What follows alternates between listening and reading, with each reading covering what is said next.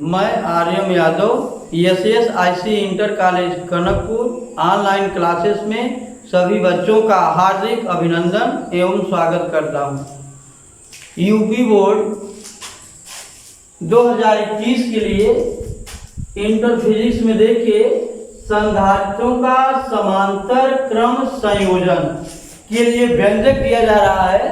आप ध्यान से देखिए, संधारित्रों का ऐसा संयोजन जिसमें प्रत्येक संधारित्र की प्रथम प्लेट एक बिंदु x पर दूसरे प्लेट दूसरे बिंदु y पर जोड़ी जाती है, समांतर क्रम संयोजन कहलाता है।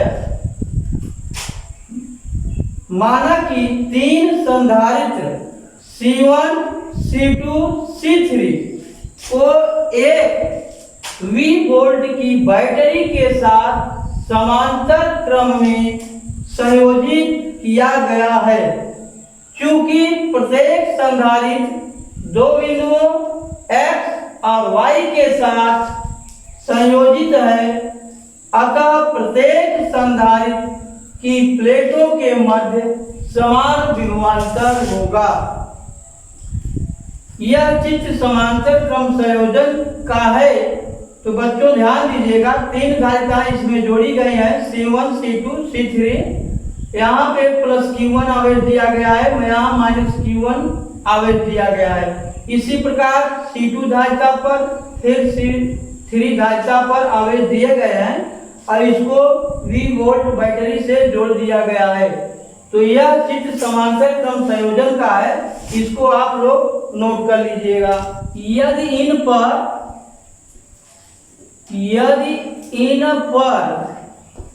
आवेश की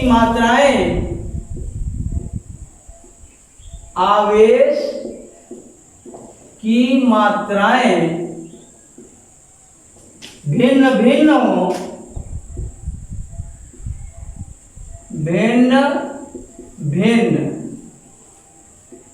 हो तो हम लिख सकते हैं Q1 बराबर C1V होगा, Q2 बराबर C2V प्राप्त होगा, Q3 बराबर C3V प्राप्त होगा। इन समीकरणों को हम मान लेंगे समीकरण नंबर ए। यदि बिंदु x पर प्रवाहित कुल आवेश Q हो तो Q बराबर लिखते हैं Q1 plus Q2 plus Q3। ये बन गया समीकरण नंबर 2। तो बच्चों ध्यान दीजिएगा, समीकरण 2 में समीकरण 1 का मान रखने पर, समीकरण 2 में समीकरण 1 का मान रखने पर आप ध्यान दीजिएगा, यहाँ पे समीकरण 1 से मुझे Q1, Q2, Q3 की वैल्यू मालूम है। इस वैल्यू को उठा करके समीकरण 2 में रखेंगे तो Q बराबर आपको प्राप्त होगा C1V plus C2V plus C3V। बच्चे यहाँ ध्यान देंगे, यहाँ पे या करके लिखा जा सकता है। राइट हैंड साइड में हम देख रहे हैं कि V हमारा कॉमन दिखाई दे रहा है, तो V को हम कॉमन ले लेंगे तो हमारे कोष्टक के अंदर बचेंगे C1 plus C2 plus C3। इस समीकरण को मान लेंगे हम समीकरण नंबर 3। यदि इन संयोजन की कुल धारिता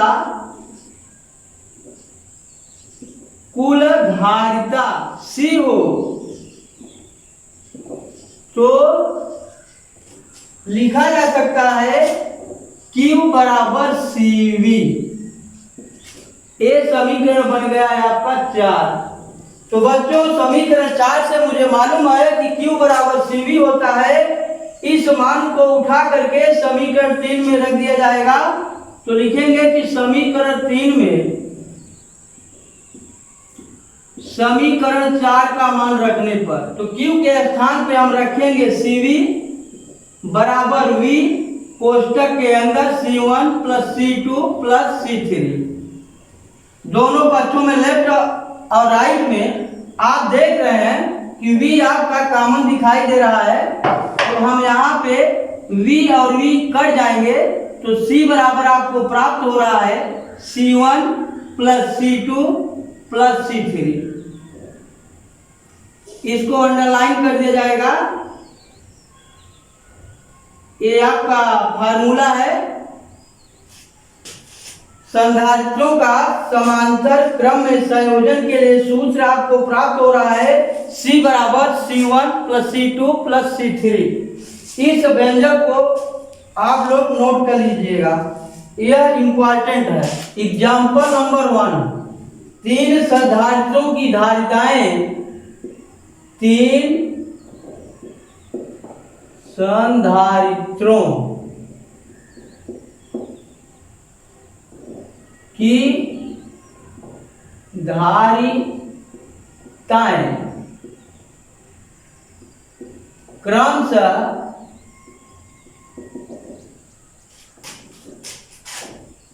2 फैरेड, 4 फैरेड, 8 फैरेड है।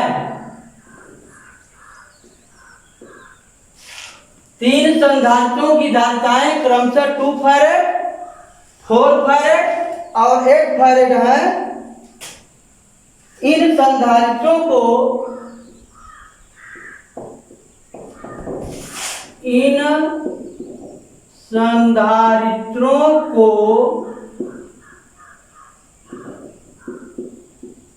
समांतर क्रम में जोड़ने पर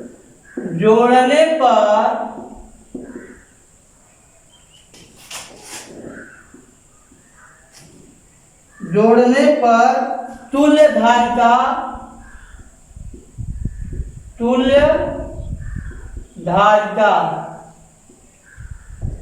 की गणना कीजिए। बच्चों ध्यान दीजिएगा, तीन संधारित्रों की धारिताएं क्रमशः 2 फैरेड, 4 फैरेड, 8 फैरेड है।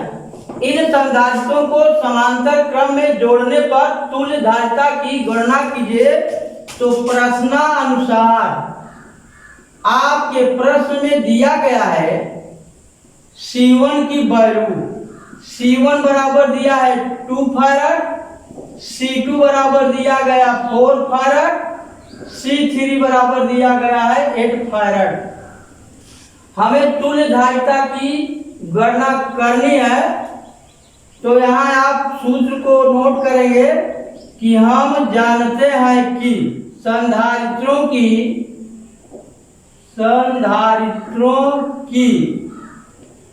तीन धारिताओं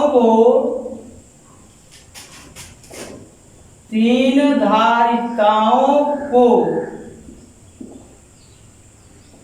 समांतर क्रम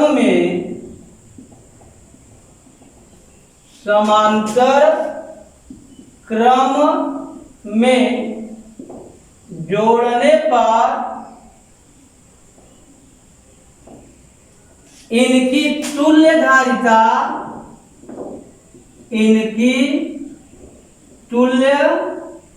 धारिता C बराबर C1 plus C2 plus C3 होती है। इस सूत्र में आप लोग वैल्यू रख दीजिए। तो C बराबर 2 फैरेड प्लस C2 बराबर 4 फैरेड, C3 बराबर 8 फैरेड। तो C बराबर आपका प्राप्त हो रहा है 4 2 6 8 6 14 फैरेड। यही आपका आंसर होगा। यह तीन धारिताओं को समांतर क्रम में जोड़ा जाएगा तो उनकी तुल्य धारिता 14 फैरेड होगी। एग्जाम्पल 2 में दिया गया है तीन संधारित्रों की धारिताएं क्रमशः 0.30 फैराड, 0.50 फैराड तथा 0.60 फैराड है। इन तीनों धारिताओं को समांतर क्रम में जोड़ने पर तुल्य धारिता की गणना कीजिए। तो प्रश्नानुसार यहाँ पे C1 = दिया गया है 0.30 फैराड, C2 का मान दिया गया है 0.50 फैराड, C3 का मान दिया गया है 0.60 फैराड। तो बच्चों आप यहाँ फार्मूला लगाएंगे। हम जानते हैं कि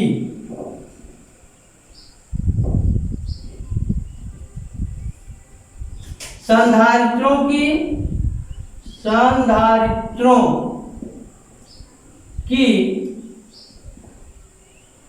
तीन धारिताओं को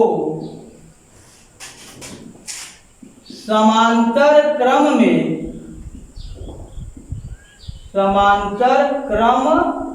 में जोड़ने पर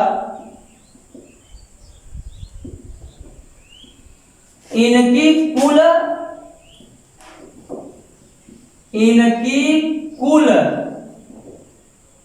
तुल्य धारिता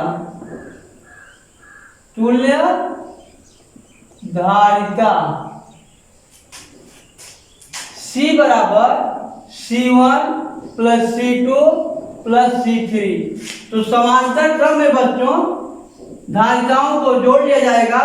तो 0.30 farad plus 0.50 farad plus 0.60 farad जोड़ेंगे तो ध्यान दीजिएगा यहाँ पे 0 हो जाएगा, 6 5 11 3 14, 2 अंक पे लगेगा 10 मतलब इतना फैराड 1.4 फैराड लिखा जाएगा।